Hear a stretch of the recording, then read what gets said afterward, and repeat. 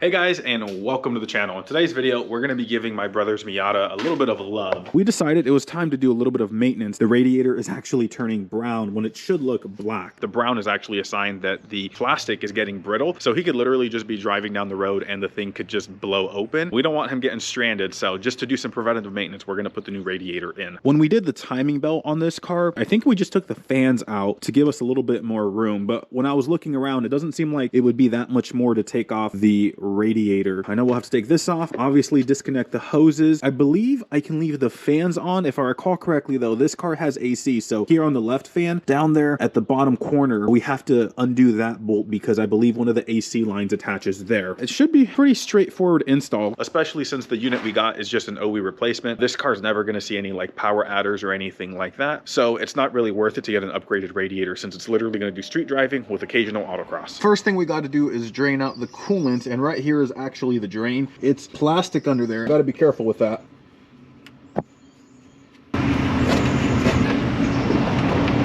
So it's not coming out very fast because I forgot to undo the radiator cap. So radiator cap is on, take the cap off, and yeah, it starts draining out real quick.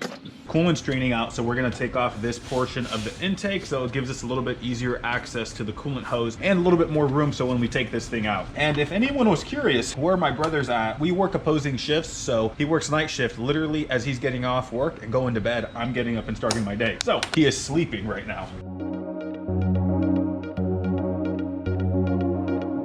To minimize the water spilling everywhere, I'm going to undo this one as well and try to turn it up. That way it doesn't spill in my work area. I'm actually just going to take this off. That's going to give me more room. There you go. All right. There wasn't very much in there to begin with. This is a little bit odd to me, but on both sides, they actually have different connections. So this fan is, or right here's the connector for this fan. And then if we go over here, right there's the connector for this fan. So I wonder why they have different connectors. Maybe just so people don't confuse them or anything. Oh, there you go. This connector was pretty straightforward to take out. You literally just push down about right here and that moves that. Over here on this one, there's a little tab right here on the top and you just push up on the tab and this slips out. Down here, which is the next thing we'll do, is actually just get the lower radiator hose off. And then right over here, right there, that is actually the bracket that I talked about. So I'll have to undo that bolt because these are for the AC lines.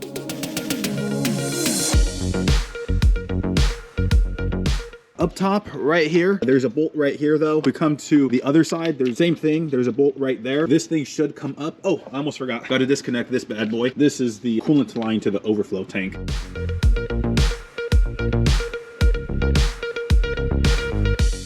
I feel like I may have spoke too soon because I'm running into a little bit of an issue. The radiator should just come on out. It's loose and you can see that like it should just literally pull up. And I was like, well, what the heck is the issue? This is actually the problem. If you look at this is actually bent and it's pushing into the radiator. The AC condenser here has to be replaced as well. That's something we'll do down the road. When my brother bought the car, I went with him to go look at it. And I remember the guy saying that it was parked and I think it was accidentally left in neutral and the e-brake was not engaged as well. So what ended up happening was the car rolled down a hill into some bushes. I think that's probably what ended up messing that up. The person's explanation actually seemed pretty reasonable to me because nothing else on the surface seemed really messed up. It was just some damage down here at the bottom of the bumper, and actually you can even see that this is cracked right here. So yeah, it's gonna take a little bit of force, but I think I should still be able to get the radiator out.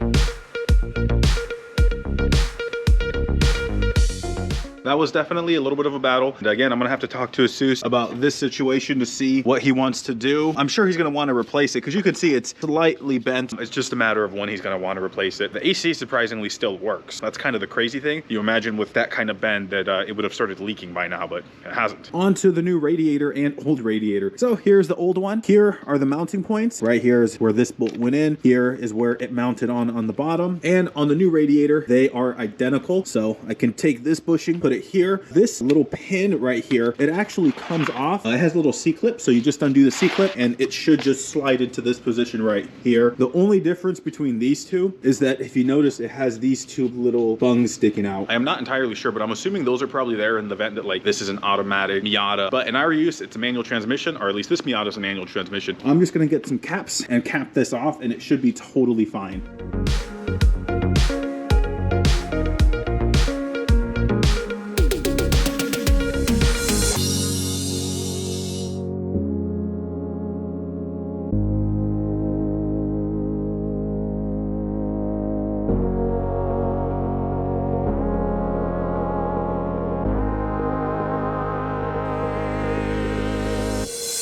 The new radiator is ready to go in, and everything really went together well for the most part. So the fans bolted right up, none of the holes needed enlarging. These things went in pretty well. My only thing is, and this was my fault, is that I did slightly bend these little E-clips. So you just gotta be careful when you kind of just push them out with a flat head. But other than that, it's gone pretty smooth. Time to put the radiator back in, and just one thing I wanna note real quick. So of course, right here is where it's bolted in, but down here on both sides, obviously you have those little guide pins. Those guide pins are gonna sit right here. So there's one on this side respectively, and then there's one on the other side. So that's where you want to put those in, and then you should easily be able to bolt it in and everything just goes back together like that.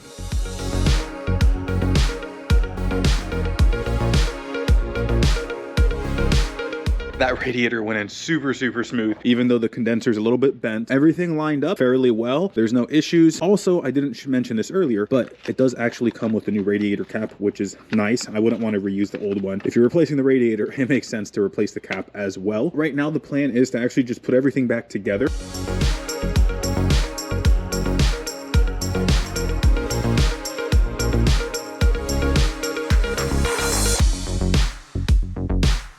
The Miata's put back together, and I'm pretty stoked. Again, this thing actually fit really well. And I know I shouldn't be surprised, but I've had so many times where I buy these OEM like equivalent replacement parts, and because they're made to fit multiple applications, they don't exactly fit well. But in this case, it fit really nice, and I didn't have to modify anything. We're gonna bleed the system now, so pop this off, maybe. I got this little spill-proof funnel kit. I absolutely love these things because you can put them on top of the radiator, fill it up, and you don't have to worry about coolant getting everywhere. So we'll put this adapter on. Filling her up.